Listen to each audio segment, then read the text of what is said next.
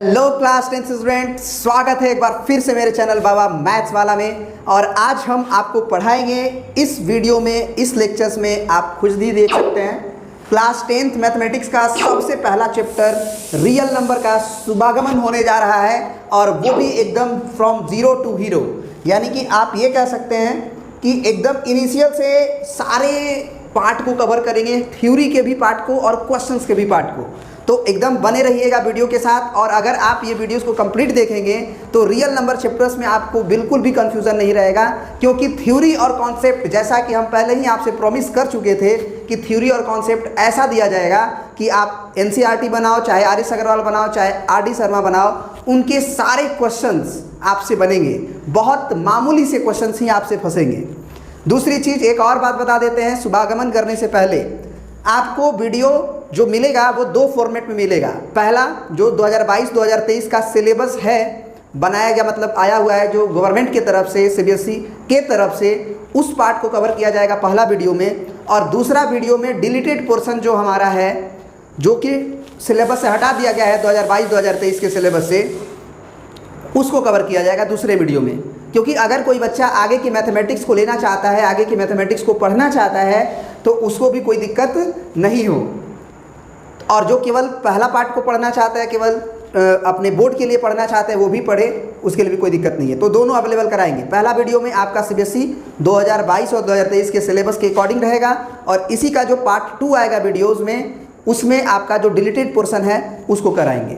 तो चलिए अब हम लोग शुरू करते हैं। सबसे पहले एकदम बेसिक से, जैसा कि हम आपसे बोले थे, एकदम बेसिक से सबसे पहले कुछ है basic terms in real numbers, है ना। रियल नंबर में जो बेसिक टर्म्स हैं जो आपको जानने चाहिए वो क्या क्या है, उसको देखा जाए। सबसे पहला नेचुरल नंबर। तो नेचुरल नंबर सब कोई जानता है, काउंटिंग नंबर को कहते हैं। तो नेचुरल नंबर में हमको केवल ये याद रखना है कि नेचुरल नंबर को कैपिटल N से डिनोट करते हैं, और इसको हम लोग कर्ली ब्रैकेट के अंदर रखते हैं, और सारे एलिमेंट्स को कॉमा से सेपरेट करते हैं। ये ध्यान रखिएगा, इसको हम लोग इस तरह के ब्रैकेट में नहीं लिखते हैं। ये नोटेशन है, क्लास 11th में जब जाओगे तो आपको पता चलेगा सेट थ्योरी में, ठीक है ना। चलिए अब हम लोग बढ़ जाते हैं अपने अगले पार्ट पे, इसी में जो कि आपका होल नंबर है।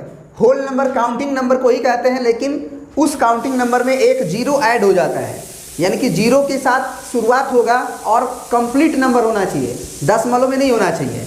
ऐसा नहीं है कि 1.2 बोल दें या 2/3 बोल दें, ऐसे नहीं, 1.7 बोल दें, ऐसा नहीं, 2.9 बोल दें, ऐसे नहीं। कंप्लीट वो नंबर होना चाहिए, जैसे 0, 1, 2, 3 ऐसे। इसको भी हम लोग कॉमा से सेपरेट करते हैं और कर्ली ब्रैकेट के अंदर रखते हैं। अब अगला पॉइंट आ जाएगा आपका इंटीजर। इंटीजर किसे कहते हैं? तो इंटीजर हमारे आई से डिनोट करते हैं या कैपिटल जेड से डिनोट करते हैं, और इसमें नेचुरल नंबर हो गया, या फिर आप ये कह सकते हैं कि होल नंबर हो गया पूरा, 0, 1, 2, 3, 4, 5, 6 dot dot dot dot infinite की तरह चला जाएगा। लेकिन पैटर्न इनका बढ़ने का रहेगा ऐसे ही, 1, 2, 3, 4, 5 ऐसे करके, 1, 2, 3, 4, 5, 6, 7, 8। लेकिन उसी होल नंबर का फिर नेगेटिव भी लिया गया है, जैसे 1 का -1, 2 का -2, 3 का -3, 4 का -4 एंड सो ऑन। तो इस तरह से ये इधर भी बढ़ता जाएगा। यानी कि आप ये कह सकते हैं कि अगर हम नंबर लाइन लें, तो एक मिनट, क्या हो गया भाई, नंबर लाइन अगर लें हम, तो नंबर लाइन के ऊपर, ये नंबर लाइन के ऊपर कंप्लीट नंबर होगा आपका, ठीक है ना। इधर 0 से अगर स्टार्ट किए तो ये 1, ये 2, ये 3, ये 4 डॉट डॉट डॉट इधर भी। और फिर नंबर लाइन के इधर देखें तो -1, -2, -3, -4 डॉट डॉट इधर भी। ये भी इनफाइनाइट तक जाएगा, और ये भी आपका इनफाइनाइट तक जाएगा। अब बढ़ जाते हैं हम लोग अपने अगले पार्ट पे, ठीक है ना। अगला पार्ट क्या है देखिएगा। अब देखिए अगला पार्ट हम लोग देखेंगे अपना, हमारे इंटीजर्स में ही दो तरह के इंटीजर्स होते हैं, ठीक है ना। इंटीजर्स में आपका एक होता है पॉजिटिव इंटीजर और एक होता है नेगेटिव इंटीजर। तो पॉजिटिव इंटीजर में क्या होता है कि सबसे पहले हम लोग पॉजिटिव इंटीजर में, जो से नेचुरल नंबर है उसे ही पॉजिटिव इंटीजर कहते हैं, ठीक है ना। जो नेचुरल नंबर है हमारा उसे ही पॉजिटिव इंटीजर कहते हैं, 1, 2, 3, 4, 5, 6 डॉट डॉट डॉट ऐसे करके। और नेगेटिव इंटीजर क्या होगा कि इसी नेचुरल नंबर का माइनस, है ना। ये सारे नेचुरल नंबर में अगर हम माइनस लगा दें तो ये नेगेटिव इंटीजर कहलाता है। तो एक क्वेश्चन उठता है कि फिर जीरो क्या है। हमारा 1 2 3 4 तो पॉजिटिव इंटीजर में चला गया और -1 -2 -3 नेगेटिव इंटीजर में चला गया। तो इंटीजर के केस में जीरो भी तो हम रखे हैं इंटीजर, तो जीरो ना ही पॉजिटिव इंटीजर होता है और ना ही नेगेटिव इंटीजर होता है। इसको हम लोग ऐसे ही बोलते हैं कि zero is neither positive integer nor negative integer, या फिर सिंपल आप इंटीजर कह सकते हो कि जीरो एक इंटीजर है, ना तो वो पॉजिटिव इंटीजर है ना ही वो नेगेटिव इंटीजर है। बस जीरो एक बैरियर कह सकते हो।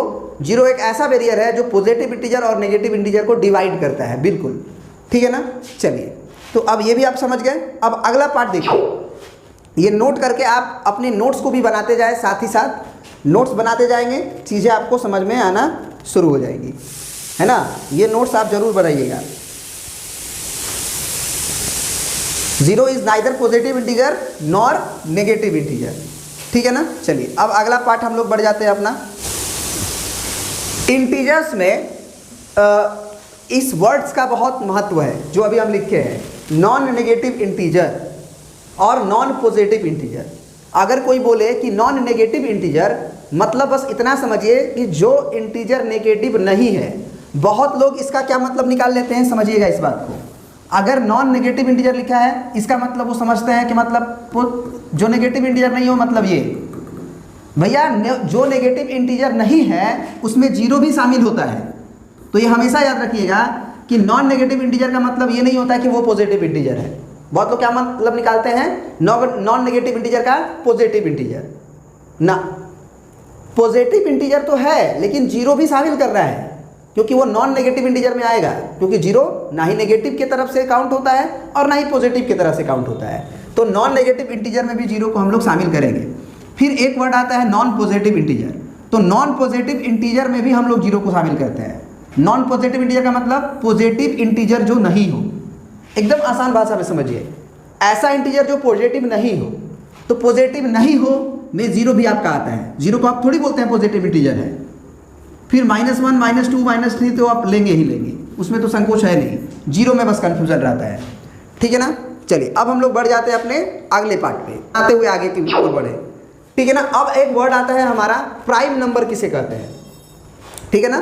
प्राइम नंबर किसे कहते हैं, देखिए प्राइम नंबर में हम लिखे हैं कि which have only 2 factors 1 and itself, है ना। प्राइम नंबर उसे कहते हैं जिसमें केवल 2 ही फैक्टर्स मिल पाता है जिस नंबर का।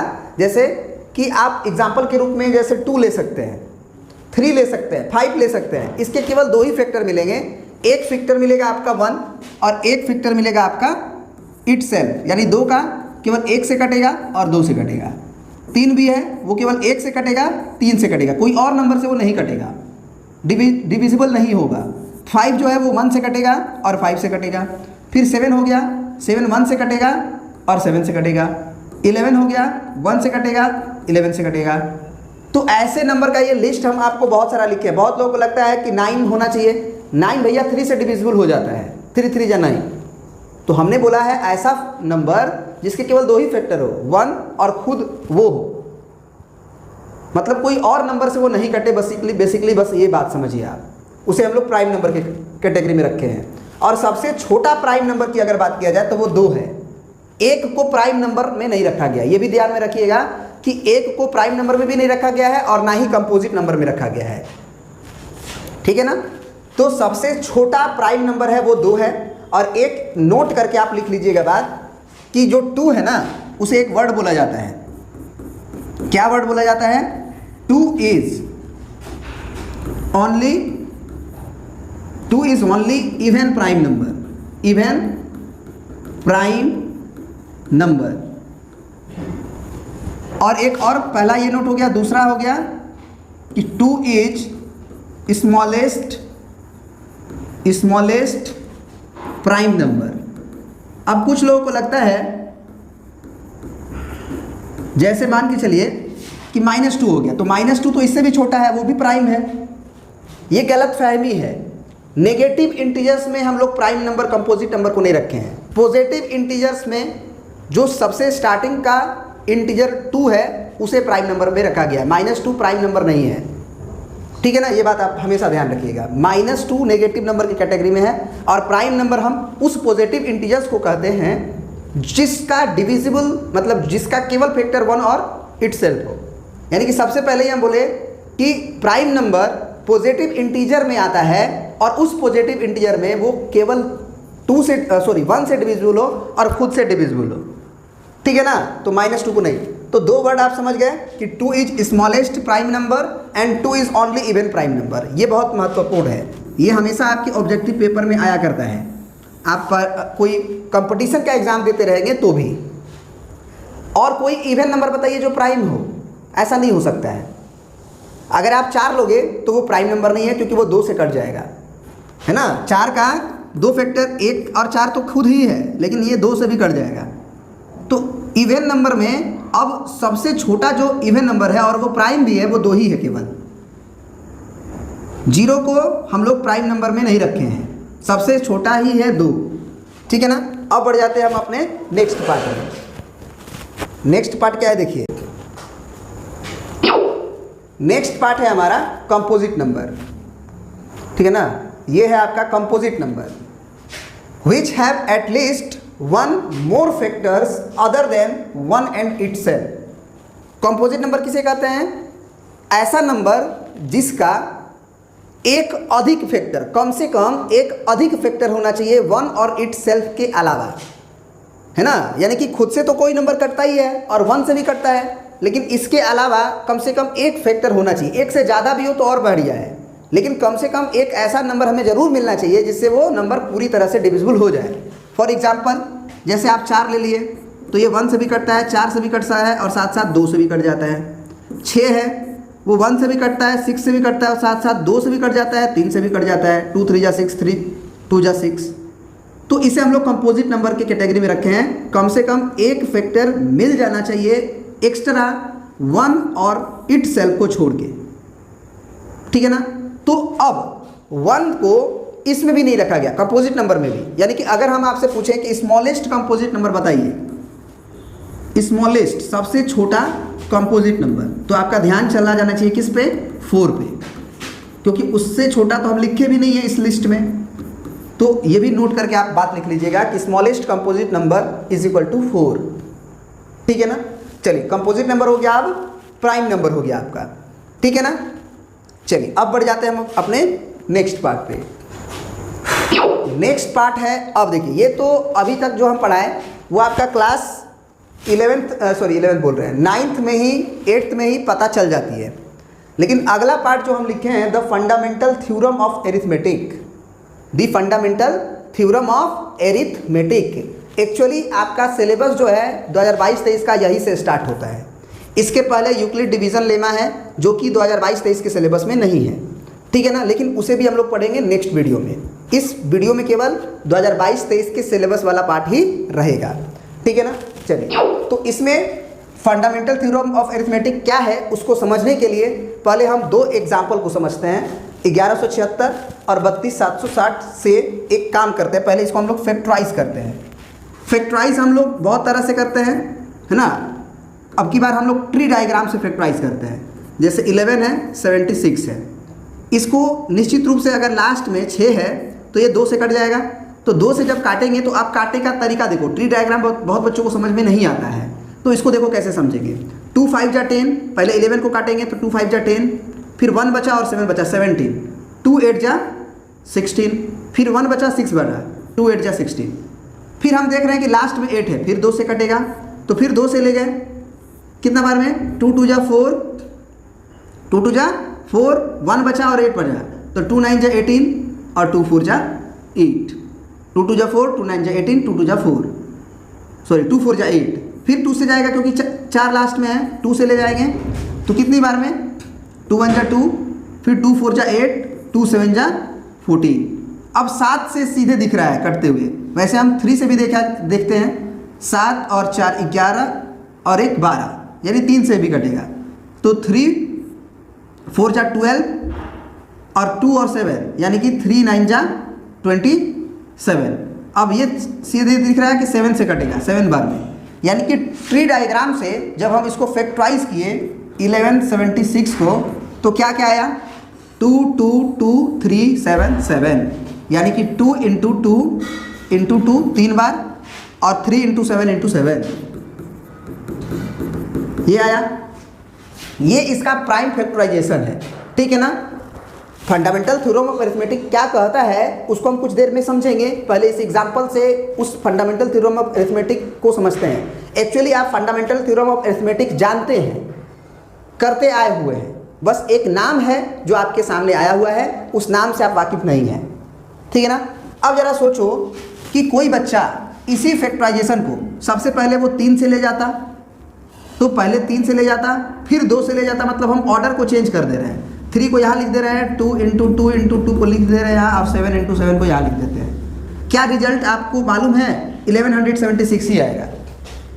अगर आप इसको मल्टीप्लाई करोगे तो फिर यही आएगा रिजल्ट। या फिर आप ये क्या कर देते हो कि 7 इंटू 7 कर देते हो, इंटू 2 इंटू 2 इंटू 2 करते हो, इंटू 3 करते हो, तो भी रिजल्ट आपका 1176 ही आएगा, ठीक है ना।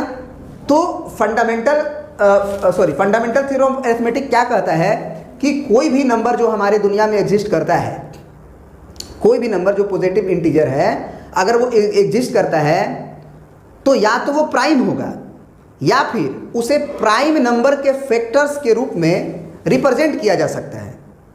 या तो वो नंबर प्राइम होगा, जैसे कि हम बात करें कि 2 हो गया, 3 हो गया, 5 हो गया, 7 हो गया, या तो ये नंबर है, ये प्राइम हो गया। या फिर अगर इस तरह का नंबर है तो उसको प्राइम नंबर के फैक्टर्स के रूप में रिप्रेजेंट किया जा सकता है। यानी कि हम बेसिकली अगर इसको ध्यान से देखें तो इसमें 2 का पावर 3 है और इंटू 3 है और 7 का पावर 2 है। अब पहले 3 लिख दे, फिर इंटू में 2 का पावर 3 लिख दे, इंटू 7 स्क्वायर लिख दे, या फिर 7 स्क्वायर लिख दे, इंटू 3 लिख दे, और या इंटू 2 का पावर 3 लिख दे। इससे कोई फर्क नहीं पड़ता है, एक यूनिक रिप्रेजेंटेशन होगा जिसमें 2 का पावर जो एक बार आपका आ चुका है उस फैक्टराइजेशन में, वो आपका ऑर्डर चेंज हो सकता है, यानी कि नंबर का चेंज नहीं होगा। मल्टीप्लाई करने से ऐसा नहीं है कि आप 7 स्क्वायर पहले लिख दिए और 3 बाद में और फिर 2 का क्यूब को लास्ट में लिख दिए तो मल्टीप्लाई अलग आ जाएगा। तो फंडामेंटल थ्योरम ऑफ अरिथमेटिक यही कहता है कि आप नंबर को, या तो 2 ही प्रकार के नंबर आपको मिलेंगे पॉजिटिव इंटीजर में, या तो कंपोजिट मिलेंगे या फिर प्राइम मिलेंगे, है ना। और एक नोट करके आप ये बात जरूर लिख लीजिएगा कि 1 इज नाइदर, है ना, नोट करके ये बात जरूर लिखिएगा, 1 इज नाइदर प्राइम और नॉर कंपोजिट, है ना। 1 ना ही प्राइम नंबर के कैटेगरी में है और ना ही कंपोजिट नंबर के कैटेगरी में है, ठीक है ना। तो इस एग्जाम्पल से हम क्या समझाने का कोशिश किए कि कोई भी नंबर को या तो वो प्राइम नंबर होगा या फिर कंपोजिट होगा, तो उस कंपोजिट नंबर को प्राइम नंबर के एक्सपोनेंट के रूप में लिख सकते हैं एक यूनिक वे में। चलिए एक और हम लोग फैक्टराइजेशन करके आपको दिखा देते हैं, क्योंकि बच्चों को इस तरह से करने में दिक्कत होती है, ठीक है ना। चलिए दूसरा एग्जाम्पल को हम लोग करके दिखाते हैं आपको। अब अगला एग्जाम्पल जो है आपका, यहां से करते हैं। एक्चुअली 3 है, 2 है, 7 है, 6 है, 0 है, 3 2 7 6 0। सबसे पहले लास्ट में अगर 0 है तो 2 से जाएगा, कितनी बार में जाएगा?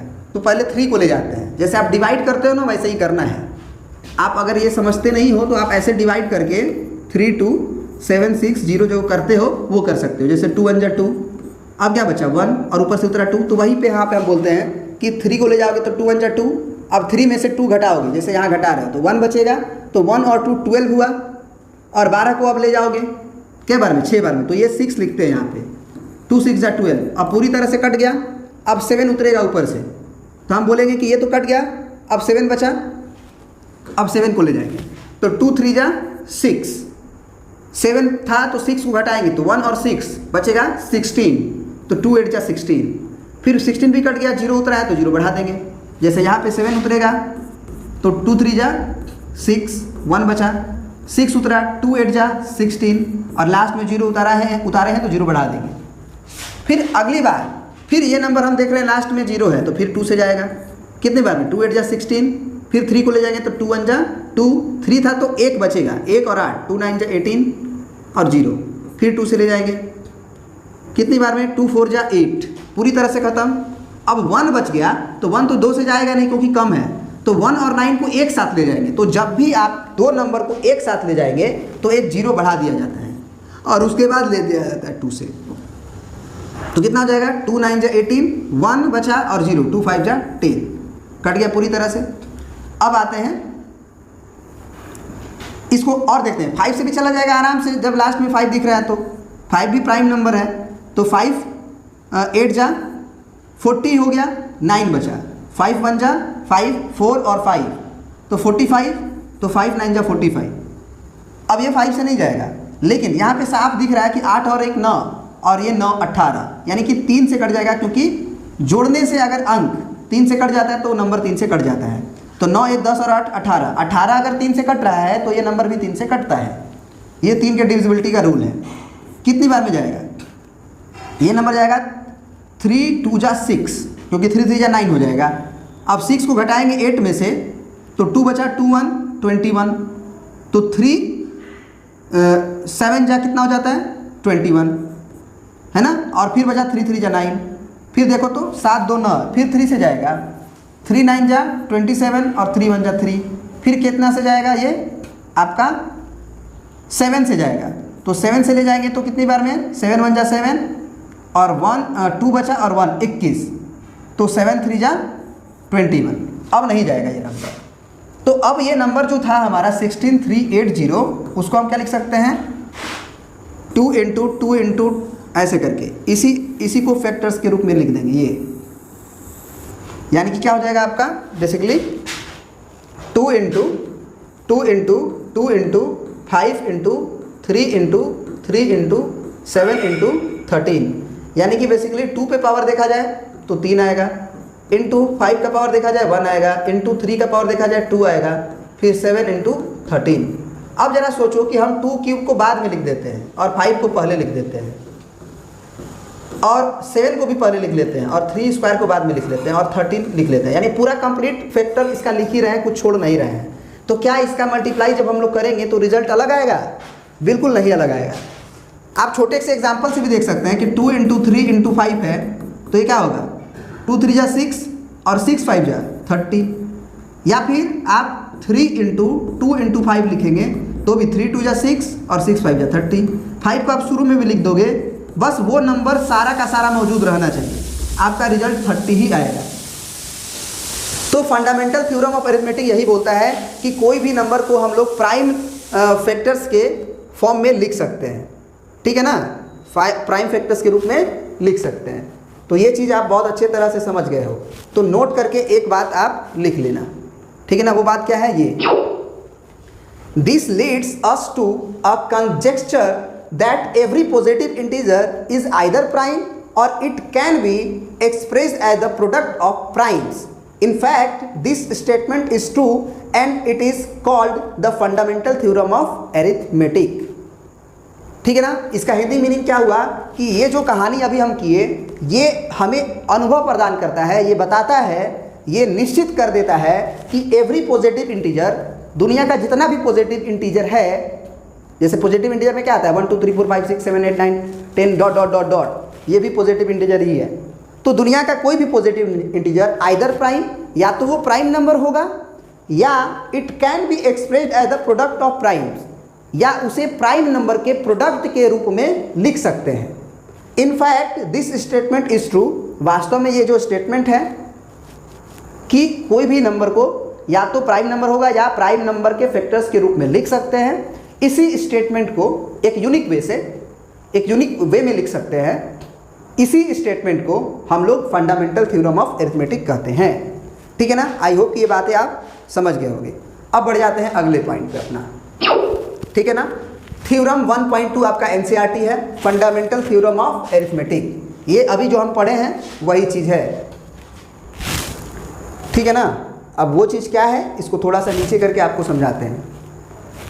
क्या कह रहा है कि every composite number can be expressed as a product of prime and this factorisation is unique apart from the order in which the prime factor occurs.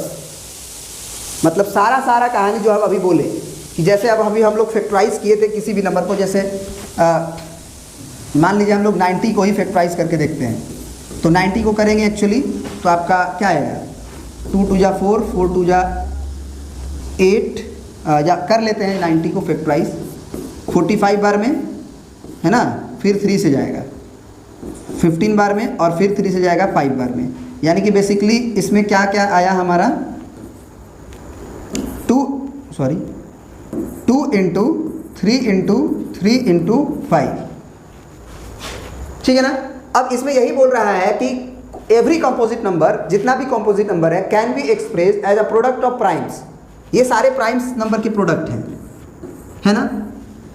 And this factorisation is unique, और ये factorisation unique होगा। ऐसा नहीं है कि 90 का factorisation इसके अलावा कुछ होगा। एक बार अगर 2 इंटू 3 इंटू 3 इंटू 5 आ गया है तो 90 के फैक्टराइजेशन में यही आएगा।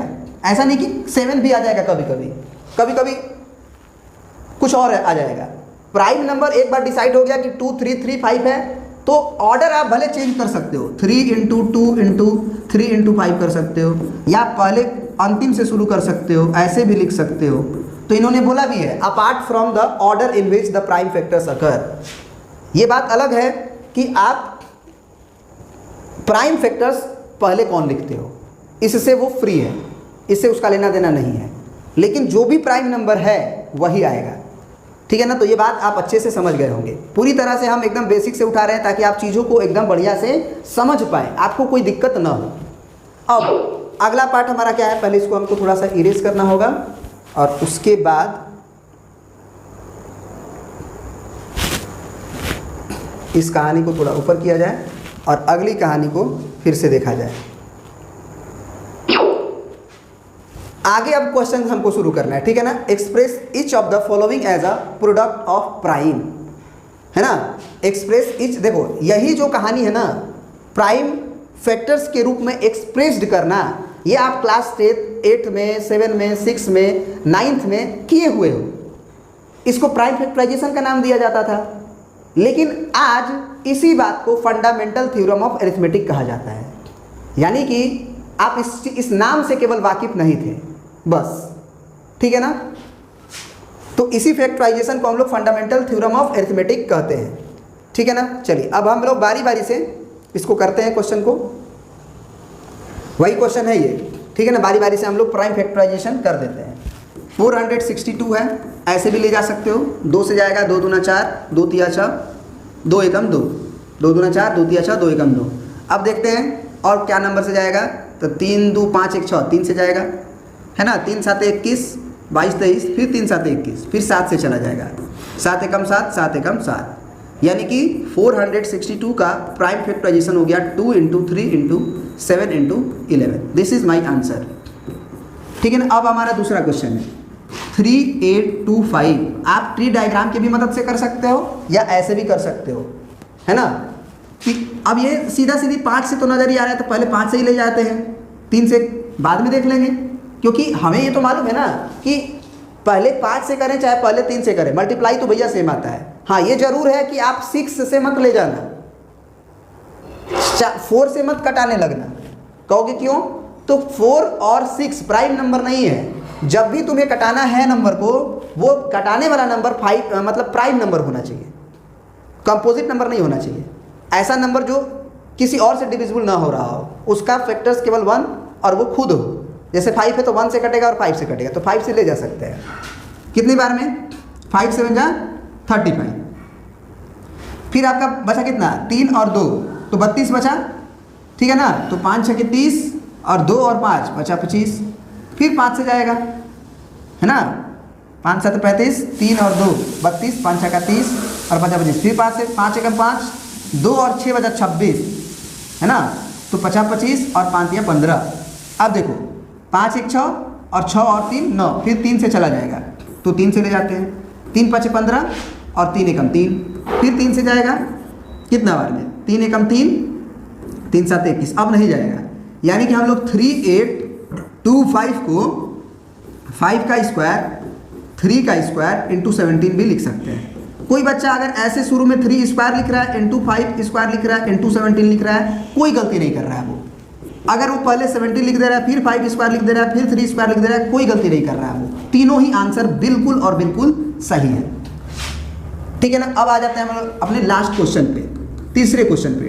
2 3 4 ये चला जाएगा सबसे पहले 2 से, 2 एकम 2, 2 एकम 2, 2 साते 14 है ना, 2 एकम 2, फिर 2 एकम 2, 2 साते 14। अब 7 और 1 8 और 8 1 9, 3 से जाएगा, 3 तिया 9, 3 9 27, 3 तिया 9, 2 बचा और 7, 3 9 27, फिर 3 से जाएगा, 3 एकम 3, 3 तिया 9, यानी कि इसको आप लिख सकते हो 2 3 4 को 2 इंटू 3 स्क्वायर इंटू 13। पहले कौन बाद में कौन, कोई फर्क नहीं पड़ता है, ठीक है ना। चलिए अब हम लोग शुरू करते हैं एक बहुत ही इंपॉर्टेंट क्वेश्चंस जो बच्चों को समझ में नहीं आता है, ठीक है ना। ये क्वेश्चंस को अगर आप फील करके समझ लो, क्योंकि रट लेते हैं बच्चे, रटना नहीं, इस क्वेश्चन को मतलब समझने में आप ये कह सकते हो कि फंडामेंटल थ्योरम ऑफ अरिथमेटिक का बहुत बेहतरीन यूज होता है। यानी कि इस क्वेश्चन के माध्यम से आप फंडामेंटल थ्योरम ऑफ अरिथमेटिक का यूज को समझ पाएंगे कि क्या बेहतरीन यूज है। सबसे पहले तो क्वेश्चन समझिए, उसके बाद फिर हम लोग सोल्यूशन पे आगे बढ़ेंगे। क्वेश्चन कह रहा है कि prove that there is no natural number n for which 4 to the power n ends with the digit 0।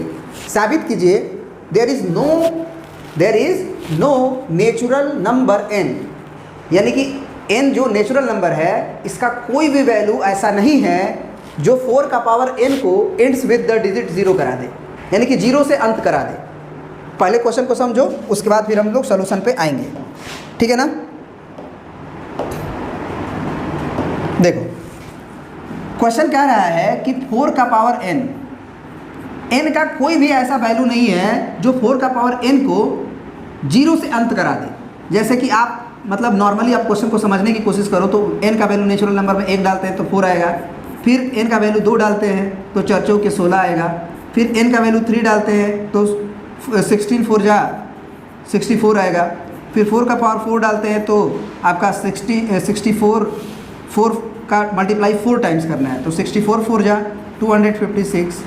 उसी तरह से 4 का पावर 5 करते हैं, है ना, तो 4 का पावर 5 करते हैं तो 4 का मल्टीप्लाई 5 बार किया जाता है।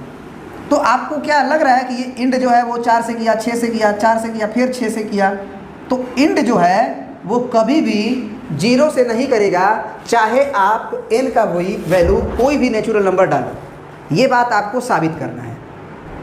तो एक तो तरीका हो गया कि n का वैल्यू हम रखते जाएं और दिखाते जाएं, तो ये एक अच्छा मेथड नहीं हुआ, क्योंकि इस तरह से करोगे तो n का वैल्यू आप कितना डालोगे, 1 2 3 4 5, नेचुरल नंबर तो बहुत सारा है, नेचुरल नंबर तो बहुत सारा है। तो इस तरह से हम ये साबित नहीं कर पाएंगे, मतलब कर भी सकते हैं लेकिन आपको कहा जा सकता है कि आप ये बढ़िया मेथड नहीं हुआ सॉल्व करने का। सबसे बेहतरीन तरीका है फंडामेंटल थ्योरम ऑफ अरिथमेटिक से इस क्वेश्चन को बनाने का, ठीक है ना। तो ज़रा इस क्वेश्चन को आप लोग समझिएगा। इसी का और वर्जन जो NCERT में लिखा हुआ है, सेम क्वेश्चन है, दोनों क्वेश्चन एकदम सेम है। कह रहा है कि कंसीडर द नंबर 4 का पावर n, एक नंबर कंसीडर करिए 4 का पावर n, है ना, क्या कंसीडर करिए 4 का पावर n कंसीडर कर लिए। कह रहा है कि where n is a natural number, जहाँ पे n क्या है, नेचुरल नंबर है। नेचुरल नंबर हम आपको शुरू में ही बताए थे, 1 हो सकता है, 2 हो सकता है, 3 हो सकता है, 4 and so on. Check whether there is any value of n का कोई ऐसा वैल्यू है क्या, इसके लिए आप चेक करके बताइए। For which 4 to the power n, कि 4 का पावर n उसके चलते इट्स विद द डिजिट 0 से अंत हो जाए। चेक करके आप बताइए, ये क्वेश्चन आपका हो गया, ठीक है ना। तो ज़रा देखा जाए, क्वेश्चन तो आप समझ गए, इसका सॉल्यूशन को समझिएगा, ठीक है ना। आप एक बात बताओ कि कोई भी नंबर जिसका अंत 0 होता है, चाहे कोई भी नंबर ले लो, 2 3 5 0 ले लो, या 6 7 2 0 ले लो, या 1 0 ले लो, या 100 ले लो, या 1000 ले लो, कुछ भी ले लो, जिसका अंत 0 से हुआ है वो निश्चित रूप से 5 से डिविजिबल हो रहा होगा। अगर ये 5 से डिविजिबल हो रहा है, 5 से डिविजिबल हो रहा है, मतलब 5 इसका फैक्टर जरूर रहा होगा। ये भी अगर 5 से डिवाइड करें तो 5 से डिवाइड हो जाएगा, 5 दूना 10, 200 बार में। तो जो नंबर के अंत में 0 आता है उस नंबर में निश्चित रूप से 5 फैक्टर के रूप में मौजूद रहता है, ये क्लियर बात है। तभी 10 आएगा, ये भी कह सकते हैं।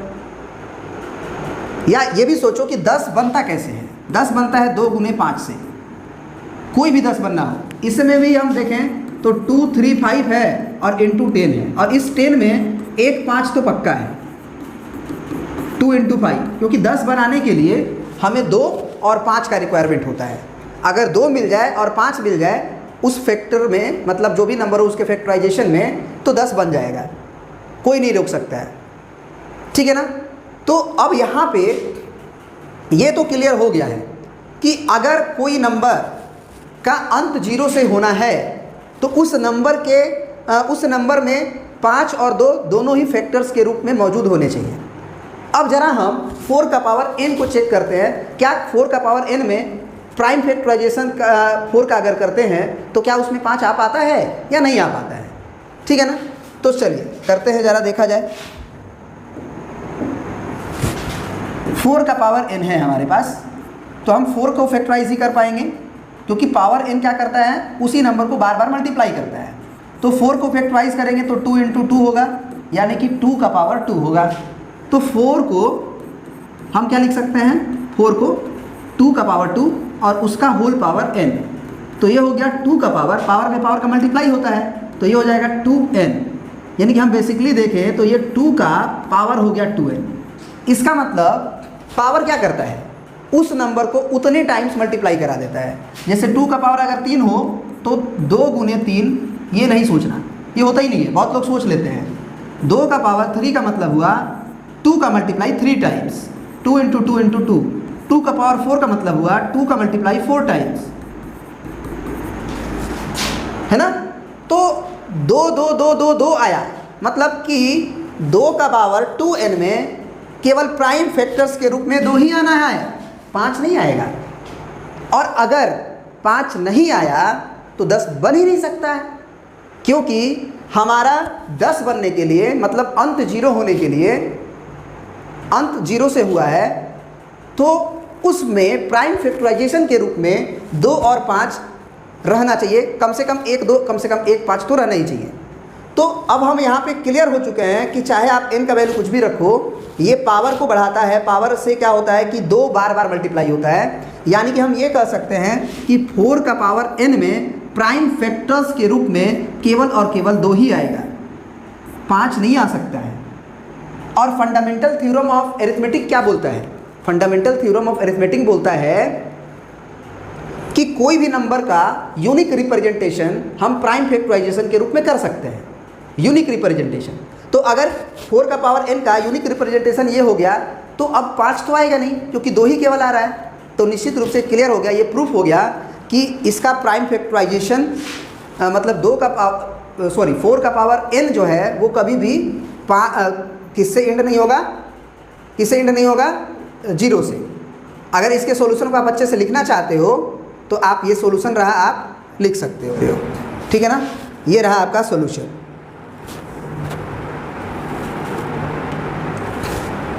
है ना।